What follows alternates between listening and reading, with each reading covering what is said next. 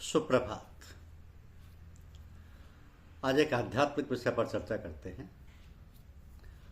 और विषय है दुख का अस्तित्व।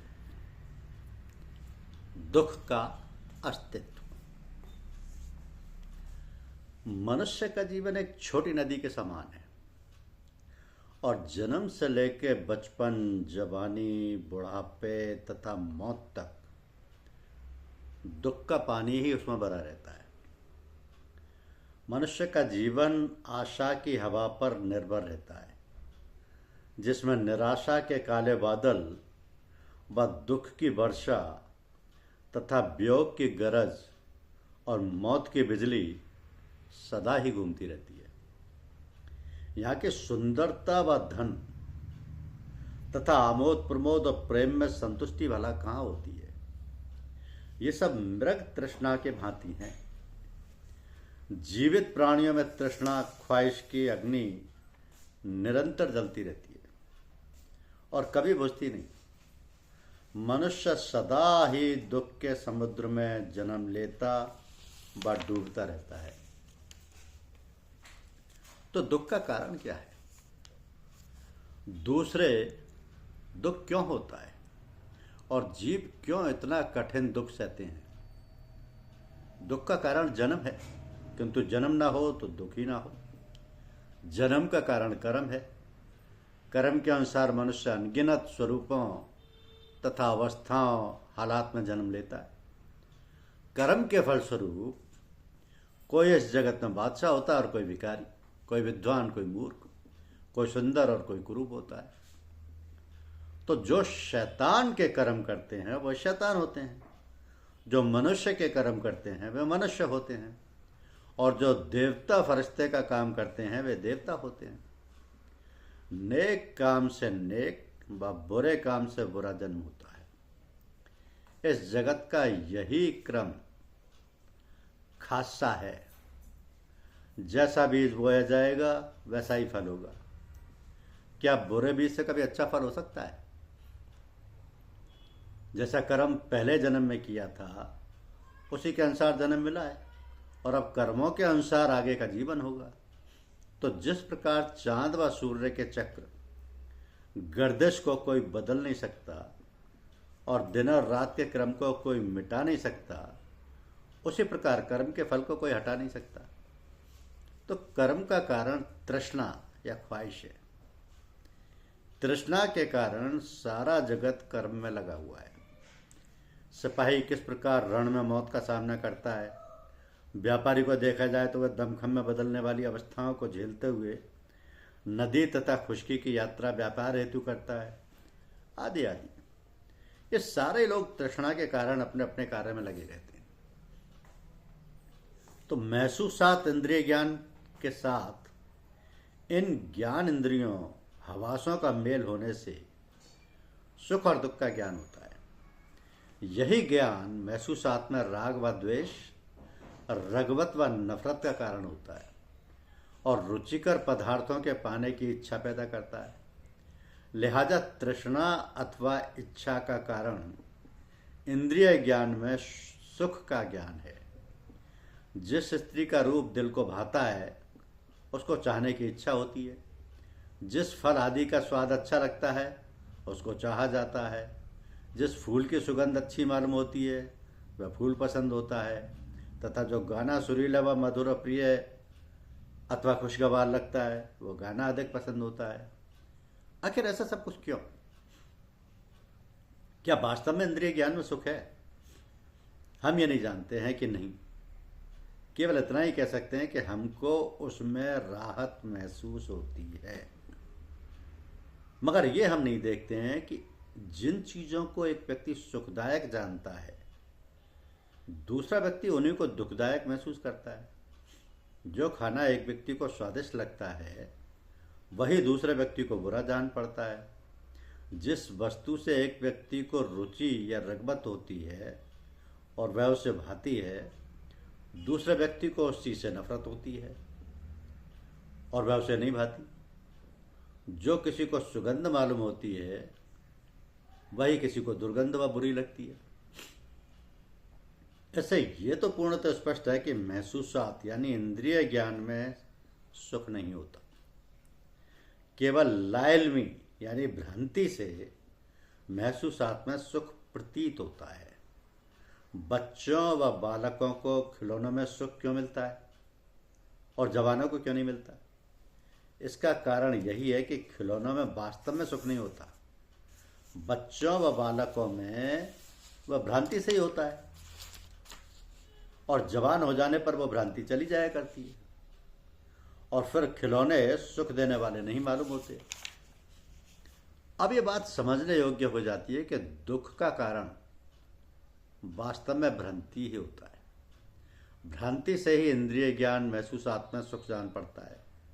इस सुख की वासना में उसकी प्राप्ति की तृष्णा व इच्छा उत्पन्न होती है।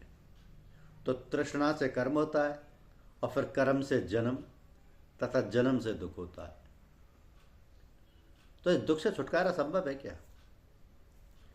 इस भ्रांति को दूर होने से ही दुख जाया करता है। अब इस दुख से छुटकारे की तरकीब क्या हो सकती है? 8 नियमों के साधन करने से साधारणतया दूर हो जाती है। क्या है ये 8 नियम? पहला है सत्य विश्वास, जिसको बोलते हैं राष्ट्र एतकाद। राष्ट्र एतकाद अर्थात इस बात का पूर्ण विश्वास हो जाना कि ना कोई आराम व सुख पहुंचा सकता है, ना कोई दुख व कष्ट दे सकता है। यह केवल कर्म ही सारे दुख सुख का कारण होता है। भाग्य बनने में भी कर्म गति शामिल रहती है। केवल भाग्य को दोष देने वाले भ्रांतिवश अपनी मूर्खता से दुख में पड़े रहते। यह मूर्खता प्रयत्न करने से दूर हो सकती है। ऐसे पुष्ट विश्वास को लेकर तन मन से निम्नलिखित 7 नियमों पर पूरा साधन व अभ्यास अमल करने से ये भ्रांति व मूर्खता तथा दुख अवश्य ही दूर हो सकेगा और भगवत कृपा से पूर्ण ज्ञान व आनंद प्राप्त हो सकेगा। क्या है ये? दूसरा है सत्य विचार यानी राष्ट्र ख्याल।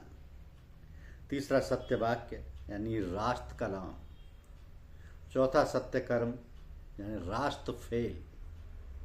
5वां सत्य तथा मेहनत की कमाई व रोजी, इसको बोलते हैं हलाल। राष्ट्र तरीक मुआस या अकले हलाल। राष्ट्र तरीक मुआस या अकले हलाल। सत्य प्रयत्न राष्ट्र कोशिश और सत्य स्मरण राष्ट्र याददाश्त। तो जो कुछ शास्त्र आदि में पढ़ा है और जो कुछ गुरुदेव से सुना व आदेश तथा उपदेश पाया है, उसको दुख के समय ना भूलना, बल्कि दृढ़ रहकर उसका पूरा साधन अभ्यास अमल करते रहना सच्चा स्मरण राष्ट्र याददाश्त कहलाता है। फिर राष्ट्र सत्य ध्यान यानी राष्ट्र तसब्बुर।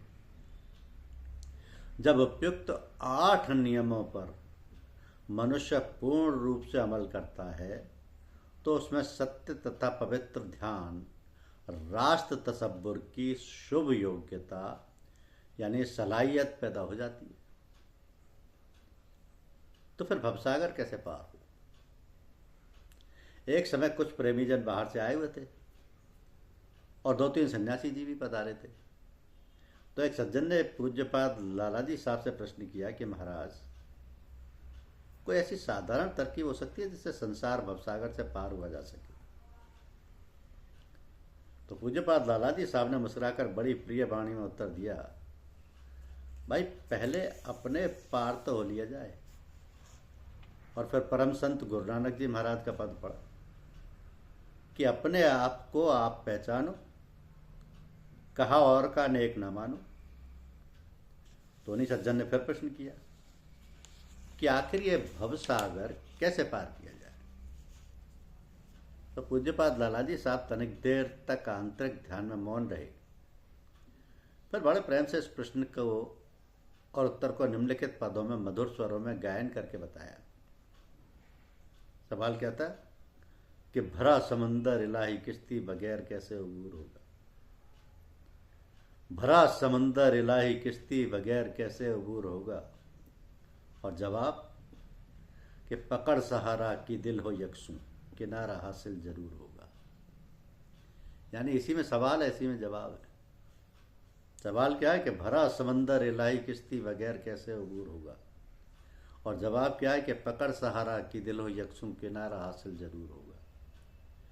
तो पूज्यपाद लाला जी साहब थोड़ी देर आंतरिक सत्संग करते रहे, फिर अपनी जुबान मुबारक से ये वचन उच्चारित किए कि जब तक आंतरिक साधन नहीं किया कराया जाता है, उस समय तक अनुभव, ज्ञान, दृष्टि, बातनी नजर नहीं खुलती है। आंतरिक साधन के लिए यह आवश्यक है कि मन बहुर्मुखी से अंतर्मुखी होकर अपने निज स्थान यानी मुकाम पर लौटे और स्थिर हो।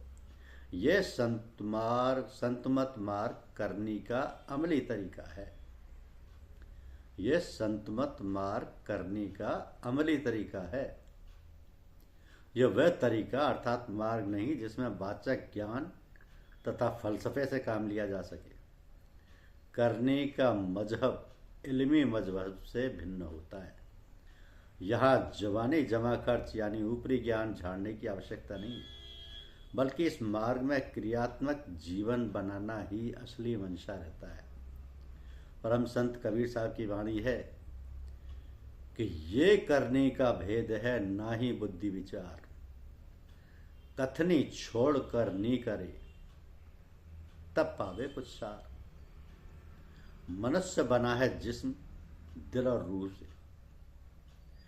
तो शरीर का संबंध कर्म से है। सारी इंद्रियां और अंग कर्म के कानून के अधीन है। मन का संबंध वासना से है। सोचना, समझना, गौर करना तथा संकल्प विकल्प आदि इसके काम है। इसलिए ये मन वासना विचार के कानून के अधीन है। अब रही तीसरी चीज, आत्मा। तो आत्मा का गुण खासा यानी सुख, आराम, करार, सुकून और शांति है। यह शांति के कानून के अधीन है। तो शरीर की वजह से मनुष्य कर्म करता है और मन की वजह से वह वासना की उधेड़बुन में पड़ा रहता है, और आत्मा के कारण उसमें शांति, चैन, सुख, आनंद रहता है। इन्हीं सबसे मिलकर जीवन की सरगर्मी रहती है।